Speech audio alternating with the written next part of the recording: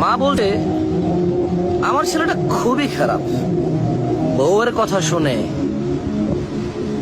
ওই একই মা বলছে যে মেয়ের জামাইটাও ভালো না, মেয়ের একটা কথাও শোনে না।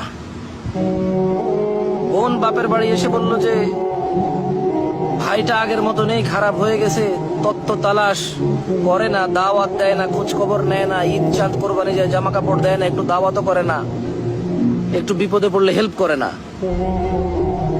আবার ওই বোনটাই বলে, আরে জানিস তোর দুলাভাইটা খুবই খারাপ, কাম কাজ করে করবি কি আর, বোনের দাওয়াত দে, বাগিনারে দাওয়াত দে, আজকে বোনের এটো হয়েছে, ভাইয়ের ওটা হয়েছে, সারাদিন তো বোন ভাই করে করে তার জীবন শেষ করে দিল।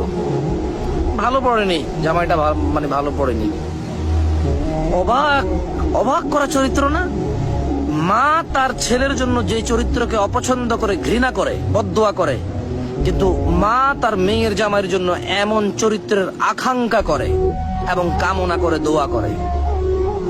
বোন তার ভাইয়ের যে চরিত্রকে অপছন্দ করে, কিন্তু ঠিক তার স্বামীর জন্য সেম চরিত্রকে সে পছন্দ করে, নির্বাচন করে, এবং সে এইটাকে কামনা করে, আকাঙ্ক্ষা করে যদি এমন হতো।